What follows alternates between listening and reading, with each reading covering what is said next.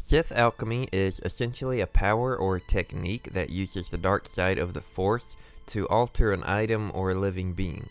Although alchemy would be practiced by some members of the ancient Jedi Order on Tython, its use would become rejected by the Jedi and viewed as an act of treason against the Force's will.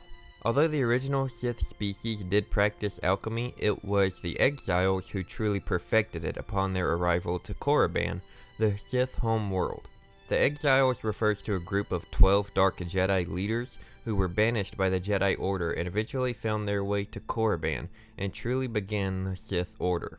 Among its uses, Sith alchemy could enhance the strength of items such as weapons and armor. It could be used sinisterly in the creation of poisons or toxins, and the Sith would use alchemy to genetically transform different species, which made them susceptible to being controlled and doing the will of the Sith Lords. Alchemy could, incredibly, even be used to awaken the dead, creating zombie-like, soulless beings who would then be used in servitude of the Sith. One of the most powerful users of Sith alchemy was Sorza Sin, who was one of the previously mentioned exiles, and Sin was one of its greatest users during that time period and even used this terrifying practice to create leviathans, which would then be used by the Sith. In her own words, through alchemy, one uses the Force to effect change on the physical. A simple enough explanation.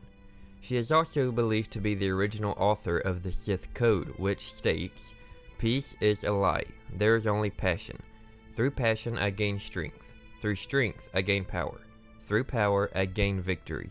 Through victory my chains are broken. The Force shall free me." Someone that we've talked about before, that being Darth Plagueis, was also a master in Sith alchemy as well as his apprentice Darth Sidious. Sidious would actually write a book detailing the practice titled The Creation of Monsters, which was a volume in his Dark Side Compendium. In this novel, Sidious would even speak about his one-time apprentice Darth Vader himself. This passage reads, "Of all the monsters I have created, I still regard Darth Vader as something of a minor masterpiece. No, he was not an entirely alchemical creation, but he was my monster nonetheless. Even though he failed to live up to his full potential, there was much pleasure in transforming Anakin Skywalker from a bright-eyed, tussle-headed youth into the greatest Jedi killer of all time.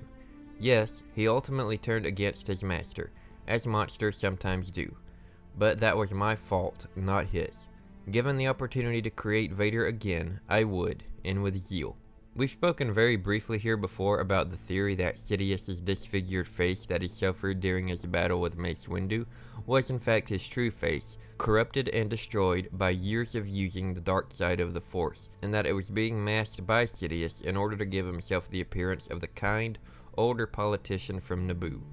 While this may not be true, if it were true, then Sidious would have used Sith alchemy to mask his disfigured appearance and gain trust from various individuals in the political scene and elsewhere for years. While I don't necessarily believe this is true, I do like the idea and it's kinda cool to think about.